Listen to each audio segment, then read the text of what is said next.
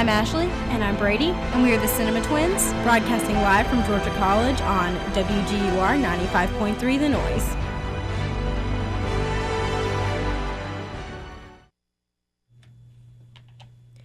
Welcome, Georgia College, to the Cinema Twins. We're excited to talk about some great movies, upcoming movies today. We didn't see anything over the weekend or throughout the week, so we're just going to talk about our expectations for some movies coming up. We hope everyone's had a great week, and hopefully it's the end of the week for most people. Sorry to those of you who have Friday classes. That's unfortunate. Ashley?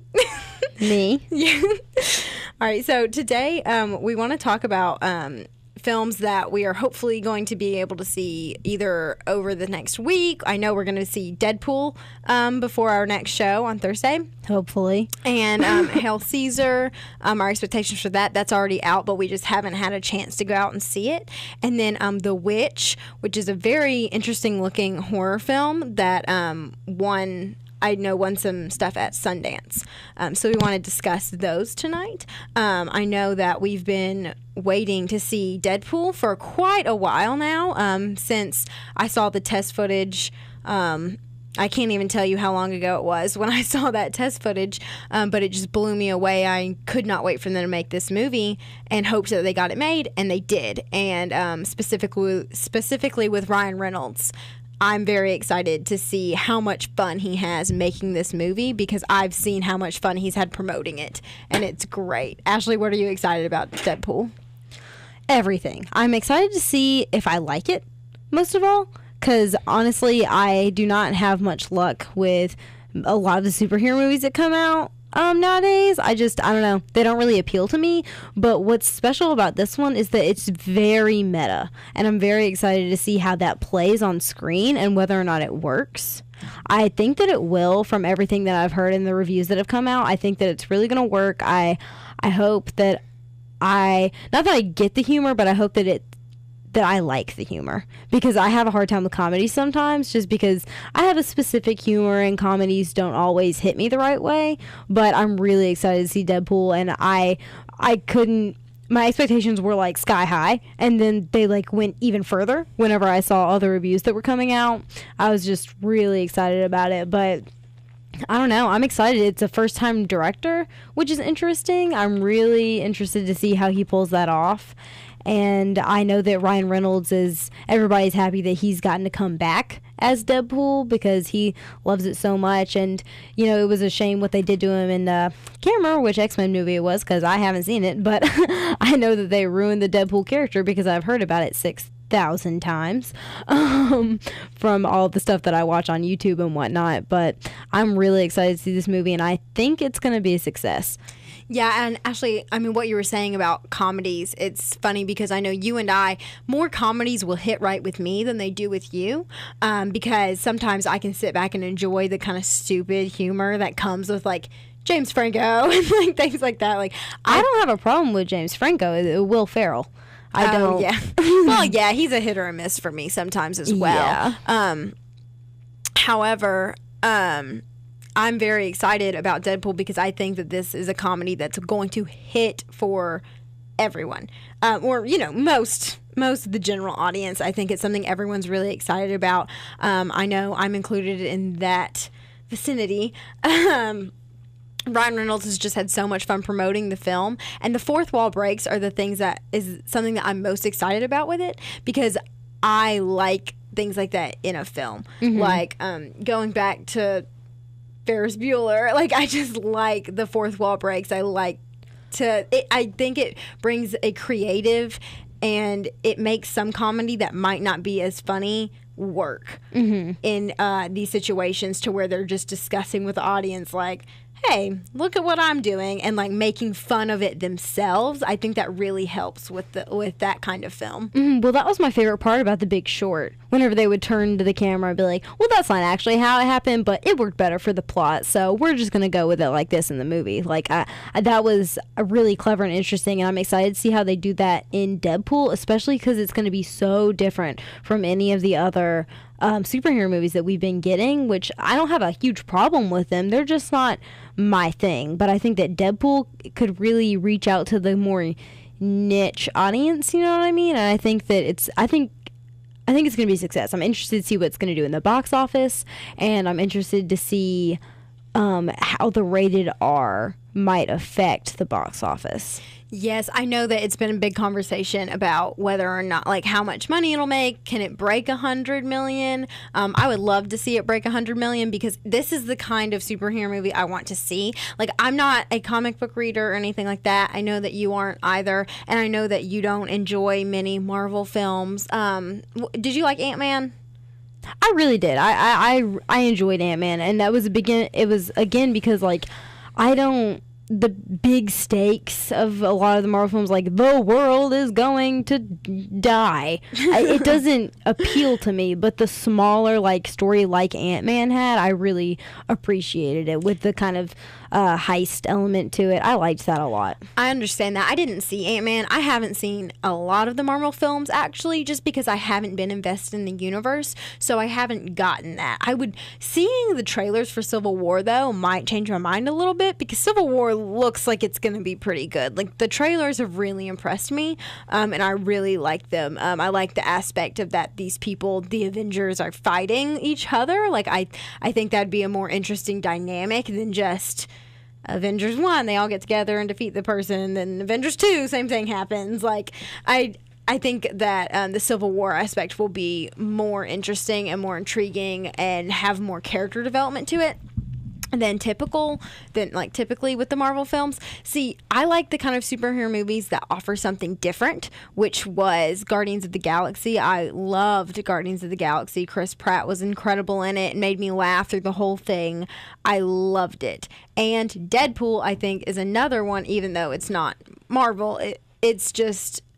Well, I mean, it's Fox. But yeah, Fox is making it, so it's not the same company making it. But however... It's not the MCU. Yes, exactly. And even though it's not that, it's a different kind of superhero film, which I like to see because I'm like you, I'm not totally sucked in with the rest of the superhero films that have been put out there. Like, I like Iron Man, I like Captain America, but I haven't gotten into anything else really. Mm-hmm. You know what I can always appreciate, though? What? A good Coen Brothers movie. And one last thing I was going to say about one last thing I was going to say about Deadpool. Can't go without this. We watch a great movie talk show almost every day, Collider Movie Talk. It's on YouTube. It's pretty great. John Campea is the man who runs that whole show, and he is one of the biggest Star Wars fans, and he loved The Force Awakens. He really did enjoy it, and, he told everyone he enjoyed it, and he posted on Facebook after he saw Deadpool and said, okay, I'll say it, I had more fun watching Deadpool than I did watching The Force Awakens, and I loved The Force Awakens. Take that as you will. When I saw this post, I almost fell out of my seat because my expectations, which were already sky high for Deadpool, almost doubled. Like, they almost doubled because of this one Facebook post. And I just can't wait to see how Ryan Reynolds and the rest of the crew, which I'm not familiar with these other characters that are in it, but it definitely looks like something that's going to be really interesting and really fun. So I did listen to him rant about how amazing it was on Movie Talk, so I'm very excited for this. But now, Ashley, I'll let you talk about the Coen Brothers and Hail Caesar and our expectations for that after we've heard some less than flattering reviews from the film. I was really, really disappointed when I first started, like, reading all the reviews and stuff for Hail Caesar because I was so excited for it. And I haven't seen the movie yet, so I'm still hoping that maybe that's just everyone else, and then I'll go in and I'll really love it, because that can happen sometimes, like with a movie that we're going to talk about later. You said that it was okay, and I saw it, and I loved it. So... I'm really hoping that it's going to hit me in a different way because I am such a huge Coen Brothers fan. And just their dialogue is some of the best out there. Like, it's up there with Quentin Tarantino's dialogue and stuff like that. And I'm so excited to see just a new Coen Brothers movie. Well, and I will compare this to one of Tarantino's films, not in any way, shape, or form about the story or the making of the film, just the fact that everyone loves Tarantino and everyone raves about Tarantino. And then The Hateful Eight came out, and as y'all know, I put it as my number one movie of 2015. My number two. It was my favorite. But a lot of critics, like moviegoers, just general audiences, it didn't hit with them in the right way. And I would say the same thing has happened with the Coen Brothers' new film, Hail Caesar. I feel like everyone has kind of been like, oh, it's okay, but it's obviously no one said The Hateful Eight was bad, and no one has said Hail Caesar is bad. They're just saying that it's not as good as some of the Coen Brothers' other films. Well, I don't know. I've read it. I feel like The Hateful Eight didn't get as trashed as Hail Caesar is getting. Like, it didn't get as much hate. Really? I don't know. I've read a few things that yeah. Like, I've read a few things that it was like, well, it was a good try, like stuff like that. And I'm really interested to see how I feel about it. I actually haven't seen anything that negative. Do you know where you read that specifically? I have no idea. Okay. It was somewhere. I was just wondering because I haven't read anything like that. I've just heard that, like I said, John Campea, I'll go back to him. He made a Facebook post about Hail Caesar that said something, I don't have it in front of me at the moment, but he said it was a great tribute to old Hollywood and old Hollywood films. However, it focused on that too much and lost part of the story. But I've just heard that the story is strange and like out there, which is something I very much appreciate from the Coen Brothers. Same here. I'm really excited to see it. And I think that Channing Tatum is somebody that I've been keeping an eye on since I saw Foxcatcher, because Foxcatcher showed me that he's a serious actor. Like, he can do the fun stuff, which is normally good, like 21 Jump Street and 22 Jump Street and stuff like that. But when it comes down to it, he's a good actor. And he really impressed me in Foxcatcher. I honestly wanted him to get nominated for an Oscar, maybe over Steve Carell. I think that Steve Carell's performance was a little bit more flashier than Channing Tatum's. Well, but I really admire Channing Tatum because, like, and everyone says, like, oh, he's so attractive. Oh, he's so hot. I think he looks like a thumb. Yes, Ashley, he does look a little bit like a thumb. That doesn't mean, like, but I'm saying he's a good actor. Yes, what I admire about him, we're getting some agreement from the studio that Channing Tatum does indeed look like a thumb. Confirmed here on the Cinema Twins. A good-looking thumb, just a thumb. A nice thumb. However, I admire Channing Tatum a lot because acting is just something he really wanted to do, and he's worked at it and he's gotten better. He has. He's gotten so much better, and now he's someone that you really want to watch and look at because he's getting these more, I guess, more meaty roles, top tier roles, like with the Coen Brothers. Like, they're obviously someone that, you want to have your name attached to one of their films. Same with Tarantino in The Hateful Eight, and he was great in The Hateful Eight. Yes, even though it was a short little... It was a cameo, but it was a good cameo. But it was great. I remember I was so upset when I went to go see The Hateful Eight. We won't... If you haven't seen The Hateful Eight, we're not going to say what his role in The Hateful Eight is, but... because it's a little bit of a surprise. Not like... it was in This Is the End. Not that kind of surprise. Another different role. Channing Tatum, he can do it all. He can. We've seen. But one of my friends, when I went to go see The Hateful Eight for the third time, she was like, his name popped up, and she leaned over and said, Channing Tatum's in this? I was like, oh, yeah, forgot. I didn't want to say anything else about it. I was like, no, they shouldn't have had that up there. It doesn't bother me that they had it up there because I already knew before because I watched this really cool, I knew when they announced that The Hateful Eight was happening that Channing Tatum was in the film, but I just forgot about it. How did you know that? because he was one of the first names they listed when they were doing casting. Oh. Yeah, it was him, Kurt Russell, Samuel L. Jackson. They were all named like immediately when Tarantino said he was making The Hateful Eight. I missed that apparently, but I watched this like video online, and it was Tarantino introducing like all the people at the first screening at like the premiere. Okay. And it was really cool, and he was like, now nobody's supposed to know that he's in the movie but Channing Tatum. And I was like, what? I was like, I did not know that. And then when I saw the movie, I was like, oh, he was really good in it. I was excited. But yeah, I'm excited to see.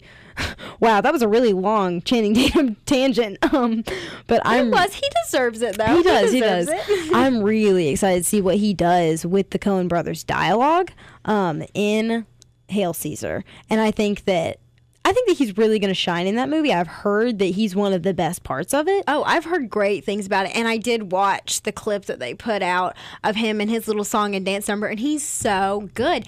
And another little tangent about Channing Tatum a little bit, and Ashley, you haven't heard this news yet, and I know you're going to get really excited about it, and I hope everyone else does as well. Live reaction. Yes, live reaction here. Channing Tatum and Joseph Gordon-Levitt are set to do a comedy musical. And so, oh my God. Yes, and I heard that as I was watching, as I mentioned before, Collider Movie Talk, they put that news out, and I got so excited because I just think Joseph Gordon-Levitt is he's one of the cutest people on this planet, and he's just so talented, and I'm just excited for everything that he does. And I think him and Channing Tatum will be such an interesting pair, specifically in a musical and a comedy musical. It's that they're both so talented in both of those genres. I'm so excited. I can't believe that they're going to be in a musical together. Oh, I love Joseph Gordon-Levitt. No matter if that mean tweet said that he looked like a Q-tip. I watched that mean tweets last night, actually. That is a funny one. But yeah, I'm really excited for Hail Caesar. However, let's switch over to a little bit of a darker of a tone with The Witch. So I remember the first time I saw this trailer, and it seems like every time. Now, I'm not saying that A24 puts out everything that is gold, but the stuff that I've seen from A24 is something that I really have been impressed with. They did Enemy. They did Prisoners. Room. I forgot about Room. They did Room. And now they're coming to us with The Witch. And I'm really excited to see a horror film from this company. And the trailer is terrifying. I'm a little bit of a baby. But when it comes to, like, jump scares and stuff, that'll scare me. But, like, with something actually disturbing me, that, honestly, movie's gotta try hard to do that. And this trailer freaked me out with that little goat thing and just the way it was edited, and with Liza Tully from Game of Thrones in there. Oh, yeah, she's creepy all by herself. She's a terrifying-looking woman. I'm like, get out of here. She just looks like she's going to sneak up behind you and just, like, slit your throat. Just gone. Yeah. I'm curious to see what her role is, because she doesn't have a huge role in Game of Thrones, but oh, gosh, she's scary. Horrifying. But, yeah, and just everything in that trailer, just it's eerie. It is eerie. It freaks me out. And, you know, I love a good horror film. And I even can love a bad horror film, honestly. Like, anything that, like, scares me. I think jump scares are stupid and they're cheap. But, you know, if I'm not going, like, to be very critical and see a movie from a critic's perspective, and I'm just watching it as just like, oh, whatever, I'm just going to have fun, then, yeah. Throw the jump scares at me, you know, like, I'll have fun with it. That's if I'm watching something on Netflix, though, like, to have fun at home. If I'm going to go to a theater to see something, then I want it to be good. Oh, definitely. I 100% agree, especially with how much it costs to go to the movies. I like to pay, like, specifically as us being college students, and I know everyone listening can feel the pain of being a poor college student, and specifically movie lovers, because you want to go see everything and you want to support the industry, but it's difficult because it does cost so much. So yeah, I agree. When I go see a scary movie, like, I want it to be worth my money. Like, I don't want it to. Insidious 3. It was crap. I didn't see Insidious 3 because it looked like crap. I had so much faith in that franchise. I was 1 like, and 2 were great. they were great. I was like, they're going to wrap it up. It's going to be good. The trailers were kind of creepy. The girl didn't look like a terrible actress. There was one cool scene in that movie. And that was it. And that was because they did something clever with the with GoPros. And that was the only good scene in the movie. And other than that, it was all terrible. The writing was terrible. The acting was terrible. Oh my gosh. And I can't believe I wasted a free ticket on that. Oh no, that's terrible. Yeah, 2 free tickets because it took our friend Francis to go see it. Yeah, shout out to Francis if you're listening. We love you. You're amazing. Yeah, I'm very excited to see The Witch because it's one of those independent kind of smaller horror films. And last time I saw a smaller horror film, The Babadook, it was incredible and I loved it. And so I'm hoping it's it's a very different film. I can already tell, like, the genre, even the subgenre of horror is different. This is more of a like satanic kind of film. I'm just hoping it doesn't go The Village. And it's like, oh, this is an experimental horror. Yes. Yeah, I don't know. Well, I think The Village was just marketed very poorly. It wasn't, just like Shutter Island was marketed as a horror film, and it's not. It's a psychological thriller with some scary, eerie moments. But Shutter Island is phenomenal. I love that film. So many, Scorsese. That man can do no wrong. He's incredible. We're talking about 2 TV shows, one for Should You Stream It and one for a movie. I guess we can't call it movies you might have missed this week. Stuff you should watch. Yeah. Ashley wants to talk about, it is now newly available for streaming on Netflix. Ashley would like to tell us about Better Call Saul, which I have not watched. I finished it today. But I am a huge Breaking Bad fan. So I will be asking Ashley questions in regards to Breaking Bad and how things like that tie in. So Ashley, what can you tell us about it? Okay. It's not Breaking Bad, and that's what people need to know going into this show. Because in Breaking Bad, the stakes are immediately, they're high, because drug dealers and all this stuff. This is a very low stakes show at the moment. I think that with the coming seasons, the stakes are going to get higher and higher. But as of right now, they are low stakes. But it just focuses around Jimmy McGill, who is Saul Goodman. What? Yeah. You don't even know that? Well, I was very confused because I was scrolling through Facebook and it was like a satirical post about, like, it was like Jimmy McGill 2016, but it had like Saul Goodman's face. And I was like, who's Jimmy McGill? He's Saul Goodman. I was very confused. Yeah. And so, like, it starts out and you see him in the events after Breaking Bad. And he's working at this, like, Cinnabon in a mall. And he, like, sees this guy. And he's like... And the guy's, like, looking at him, he thinks, and he's like, oh, my God, and he gets really paranoid, and then the guy, like, walks past him and sees somebody else in the mall, and you're like, oh, my goodness, and then it just goes back. And then it's back to where like, he's Jimmy McGill, and you're like, he's Jimmy McGill, who's that? My reaction, exactly, and it's just, really, it goes through him. He's a lawyer, and he just is working these pro bono cases, trying to get his law practice started. And throughout the season, you find out more about his background.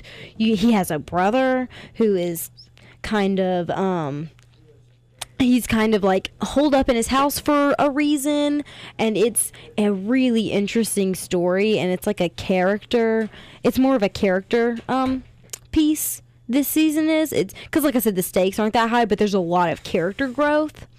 Well, I would agree that also Breaking Bad is also, it's definitely like a character study into Walter White. It is, and this is the same thing just for Jimmy McGill. I don't even want to call him Saul anymore. And I guess it would make sense that it's not like a heavier show because he's not that heavy of a character. It does get heavy, though. Really? It does. It gets heavy at times, and it's funny, though.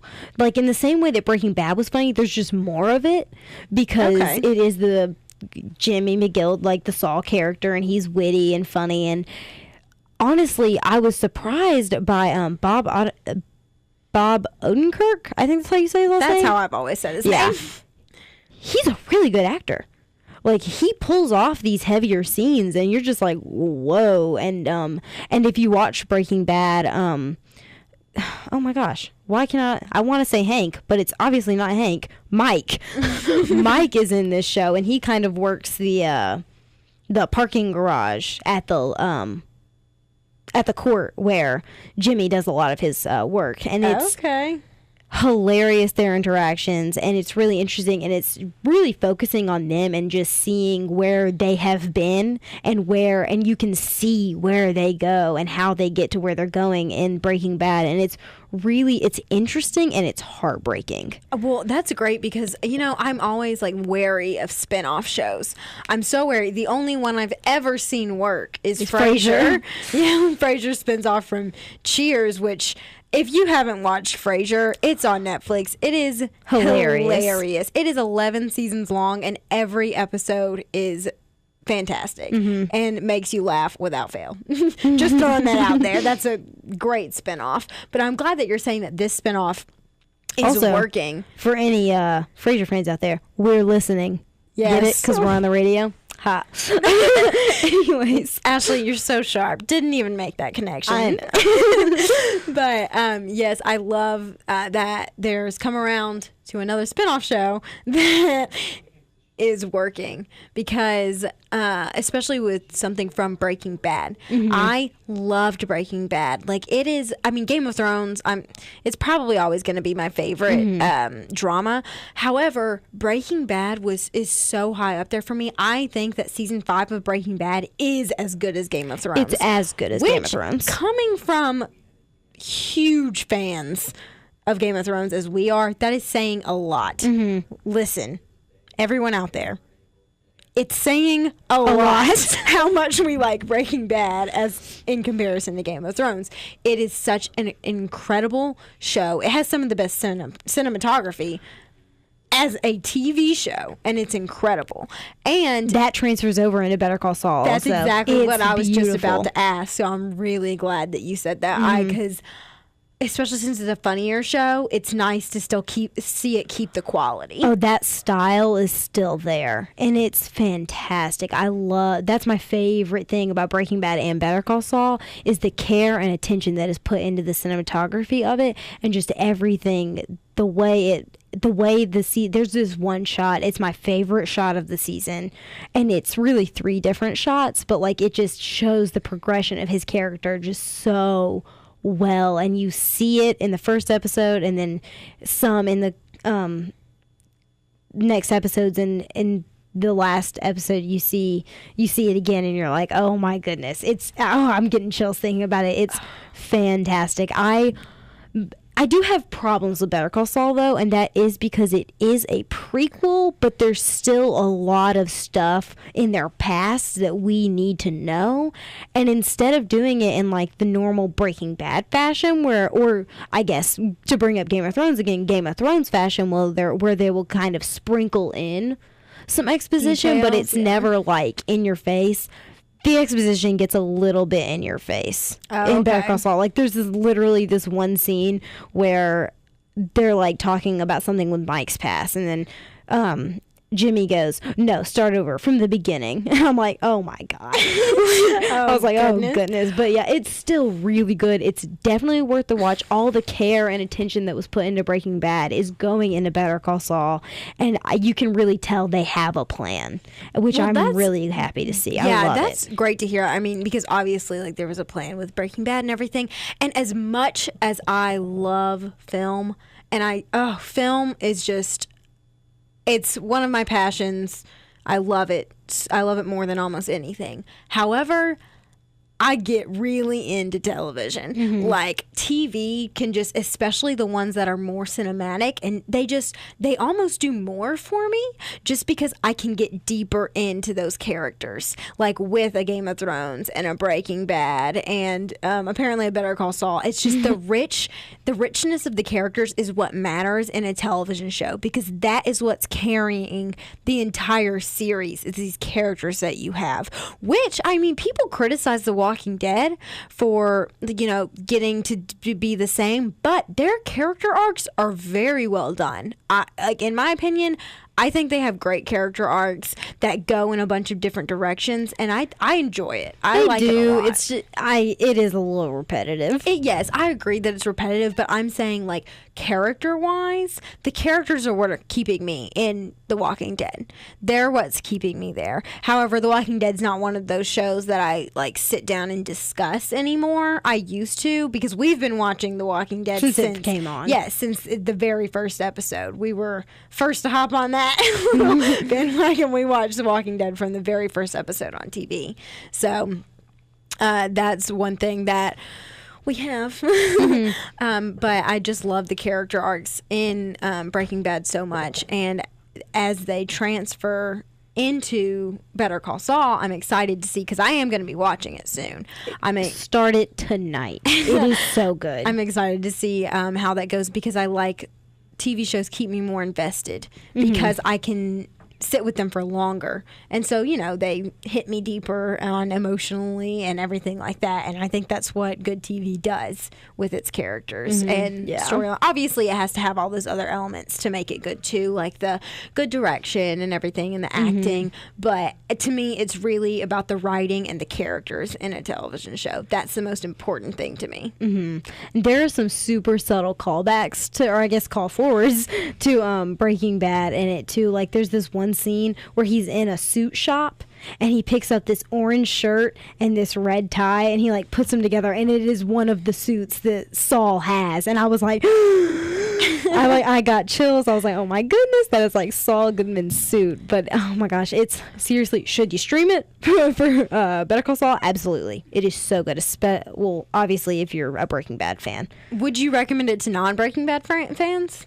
To people who haven't seen Breaking Bad? Or do you think it's too much of a stretch? I'd say watch Breaking Bad first. Okay. Because like, I haven't watched, we're going back to like another spinoff with Frasier. I haven't watched Cheers, but I love Frasier. You don't need to, but you should watch Breaking Bad. I'd say it's a much better experience, probably. And I don't know, because I would go so far as to say, if you don't like Breaking Bad, you're probably not going to like Better Call Saul.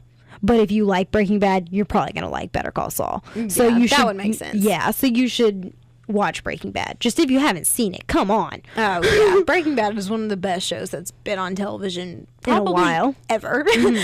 So definitely, I mean, we'll recommend a twofer here, Breaking Bad and Better Call Saul, coming from us. I'd like to talk to you guys about another film that's on Netflix. A film this time, not TV just yet. It is called The Skeleton Twins. Not the Cinema Twins, which is us. Didn't even realize that until I just said it. The Skeleton Twins stars Kristen Wiig and Bill Hader, which it's funny because they're comedic actors and they're comedians and they're very funny.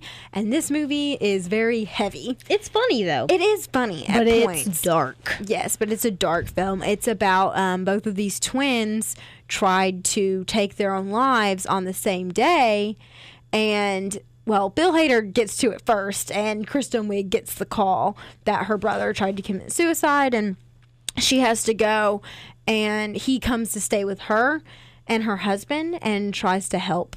And she tries to help him and like get through this. And as you learn about their childhood and their past and everything that they went through, it's just it's weird because it's so sad. So it will make you cry, but at the same time, it's heartwarming, I guess, to see these siblings who haven't spoken in a while come back together, and like, because I mean, Ashley and I are twins, and so I mean, we're best friends. So I mean, we fight all the time, but we're best friends, and obviously we share passions and everything. And to watch Kristen Wiig and Bill Hader like encompass this sibling relationship and what the things they say to each other, and they pick at each other, and they know how to get to each other's like core to like hurt them or things like that. And it's a good movie for anyone who has siblings. You're gonna be like, you're gonna relate to it in some way, shape, or form. These siblings are a little messed up, but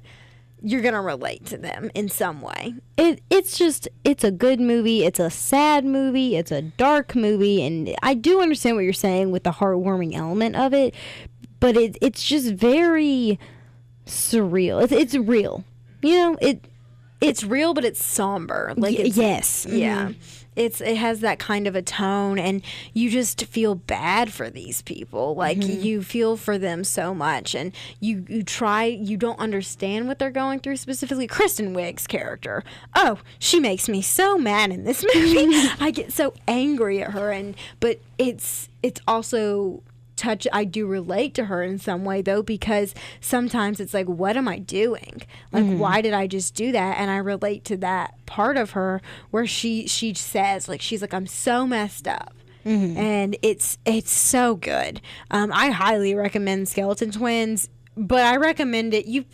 I think you got to be in the right mood, because obviously, like, if you're in the mood, you know, for something more somber and something that might make you cry a little bit, you want to have a good cry, watch Skeleton Twins.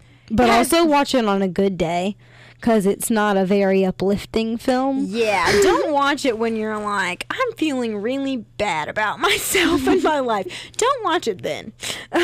When you're feeling bad about humanity in general, just don't watch that film. But watch it on a good day where, you know, you just want to watch a great film. I don't want to go too much into it, because I think it's one of those films that you appreciate a lot after you see it, and without knowing a lot about it. So it's funny that I picked that for this segment, because obviously this is a show where we discuss films, but I just really wanted to put it out there to you guys who might not have heard of it or might have seen it on Netflix but not chosen to watch it. I definitely recommend it, and I think everybody should check it out. As we go into our movies or / stuff you might have missed and what we think you should watch, the first film we are going to talk about, Ashley and I have a little bit differing opinions on this film. It is an independent horror film, which I very much appreciated, called It Follows, but Ashley loved it. I loved it. I loved it so much. And what It Follows is about is and this is where it loses most people. Yes. It got me when I heard it. I was like, that's such a cool premise. But I thought it was interesting and creative. It is about a sexually transmitted demon. And so what happens is, like, when you get this demon, it's basically just this thing, and it follows you. Get it? It follows you. And it can take the form of someone you know. It can take the form of a stranger, but but it can't run after you. It just walks. It just walks towards you. And I feel like that very much plays on, as well as the score, it plays on the tropes of 80s horror films where the parents are gone. Like, you know that they have parents, but they're never shown in the film. And nobody ever, like, asks what they're doing. Ever. So that's a trope of the 80s horror films. The score, it's very, it's very electronic. I can't think of the exact... Synth. Yes, synth. Thank you. You're welcome. It's very synth, and it's very 80s horror movie, and that's the same thing with just the walking villain. It's just walking towards you. And if you drive far enough away, it's going to take a while to get there, but it will always come and get you.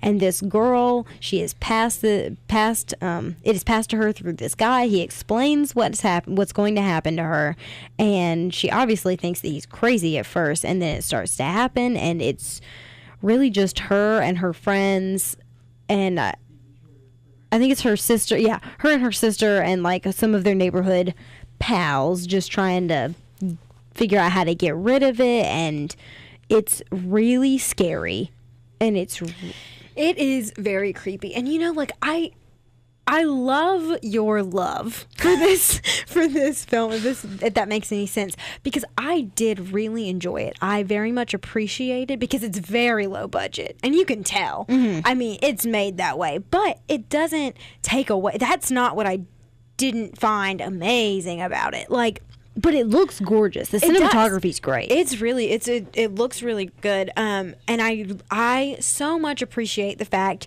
that it is an original idea. And it's an interesting original idea that might lose some people, but I definitely appreciated it, and I liked that the acting was good. Like, it wasn't the best, but like the acting was good. But it's not like in most modern horror films today where it's just like ugh. Yes, Like grade definitely. B acting. Like Oh, definitely. It was definitely like a project, that they put a lot into, and they did a great job with it. I really enjoyed it. I just didn't, sometimes you don't think anything's wrong with a film. It just doesn't hit you. I mean, I did have some issues with the way it ended, and like some of the, or not the ending, because I loved the ending, and it was very, oh gosh, the last shot of the movie's so good, but just the, oh gosh, sorry, I just kicked Brady. The finale. She's mad at me because I don't love It Follows. I am. The finale of the film, I guess, is, I don't know. I liked it. I liked the way it was done. Like Thought it was the interesting. showdown Yeah, part, the yeah. showdown. It was, I don't know. I did have some It's issues. interesting how they went about it. Yeah. For sure. I had some problems with the way it was. I guess that some of the symbolism didn't pay off for me the way I feel like the film wanted it to. Like it does in The Babadook. Yeah, but I mean, The Babadook is definitely a better film, but Yep. I loved It Follows, and everyone should check it out. Yes, I definitely agree that people should check it out if you're into the independent horror film genre. Like, I think it's something that people who can appreciate those will really enjoy. Now, back to another TV show that we're going to throw at you. A TV show that kind of consists of smaller movies, wouldn't you say? Yes, and they're all great. Yes, and it's also on Netflix. Sherlock, starring Benedict Cumberbatch and Martin Freeman. And Benedict Cumberbatch. And Benedict Cumberbatch. I think that they are just so... I think they are the perfect Sherlock and Watson. I have so much fun with every single episode of Sherlock. And each episode's about an hour and a half long. They're short little movies, basically. And each one focuses on a different case. And through these, it's not like an episode. It's not like Monster of the episodic. Week. Yeah, it's not like that. It's very much like a through line with the story. And it's just so... The way that Benedict Cumberbatch portrays Sherlock, I mean, he's mean. He's a mean guy because he's very particular and he's in his own mind and he doesn't understand social things like other people would. He doesn't understand when he's being rude to someone, when he looks at them and says, like, you did this to your face and it's not working. Like, he doesn't get that. And it's so interesting to watch his character and the way that they show you what's going on in his mind. It's great. Great. And it's different than like you see in other Sherlock adaptations. And this one's by far my favorite. I actually really enjoy the films with Robert Downey Jr. I like the Guy I like Ritchie those. movies, but Sherlock is great. It's a shame how long it takes for them to come out with each season. There are only 3 seasons right now. it's heartbreaking, but it's so worth the wait. It is so much worth the wait to see these cases unfold, and they're always a mystery. I have only ever guessed one of them. I got one right, and I was so excited because I was like, yes, I'm a genius. Look at me. I figured it out before Yes. the show told me. I suck at guessing things. I'm terrible at it, so I've never guessed anything. Our mom's great at it, and we get so mad at her because we'll be watching a movie, and she's like, I bet this is going to happen. And we're like, Mom! And then it does. Don't ruin it, please. But Sherlock is just anyone who likes anything Sherlock or anything Benedict Cumberbatch should definitely watch it. I love Martin Freeman. I think he's the perfect Watson. He's one of my favorite parts of the show. I mean, as great as Sherlock is and as awesome his character is, having Watson's reactions to him is almost even better. It's so great, and seeing their relationship throughout the seasons and how they get closer together, and like, Guys, it's a heart wrencher. it So gets good. to you emotionally. Oh my gosh. And I watched The Abominable Bride, which was the Christmas special that came out, and Brady hasn't seen it yet, and it is so good. It did exactly what the Fly, the episode of Breaking Bad, did, where it literally gave you one sliver of plot development and then that was it. But it was so good still because what they did was it it was like it was set in like the 1900s. Okay. Where the books are set. Yes. Is set instead of in the modern times, which the show is set in. Oh yeah, to mention it's in modern times. It's great. It's really clever and well done. But and so this one was set back in the 1900s, which was really interesting, seeing how the drugs are different, and it because he's a drug addict, and I like the way that they play with that in the show. Yes, it's great to see a very instead of more of like an idealized version of Sherlock, where it's like, oh, he's just a genius and he's kind of abrasive. No, he's a mess up. But he is a mess in the show, and like he has all these flaws, and you see them so much clearer in Sherlock than any other adaptation of Sherlock Holmes that I've seen, and I love that so much. I think they do such a good job with it. And how it truly affects the people around him, and how he doesn't realize it, and how much he hurts people through that. And I just think it's such an amazing representation of it. And I will say, if you have not seen it and now you're going to go watch it, I hate you, because that wait in between season 2 and season 3 was the worst wait of my life. Terrible. It was okay. But awful. The wait between the year-long wait between the first half of season 5 of Breaking Bad and the last half of season 5 of Breaking Bad, everyone makes a joke about Hank on that stupid toilet, because that's the last thing you see. And you're like, man, he's been on that toilet for a year now. Wonder what he's doing. And every wait in between the Game of Thrones seasons is obviously torture, but Sherlock between 2 and 3 was up there because it was over a year. It was like 2 years, and it's been over a year since season 3 now. Yes, I know. It's terrible, but I mean, do we know when season 4 will be? We know that they're coming back. We know they're going to do it. It's just they have to work with Benedict Cumberbatch and Martin Freeman's schedules because they're so busy. Such busy. Like, they are always doing different things in not only in America but in the UK and like when everything Benedict like that. Cumberbatch was cast as Doctor Strange, the person who wants to see Doctor Strange was like, "Yay!" But the Sherlock fan was like, "No." Yeah, it's funny because I'm excited to see him as Doctor Strange because again, as a Marvel film, that's one that seems different to me, and that seems like one that's going to grab my attention more than the typical ones. But I was devastated because I was like, oh, it's like that adds like another year onto our wait for Sherlock. I want to see Sherlock so badly. And they had talked about Joaquin Phoenix doing Doctor Strange. I would have been great with that too, because then Joaquin Phoenix was never going to do Doctor Strange. That's true, but he's a weird guy. He's a great actor. Great actor. Strange dude. Strange guy. Yes, but so we'll be waiting a while. You have a while to catch up with Sherlock because I don't even think they've started filming season 4. And it's a shame because it's already been over a year since season 3 came out.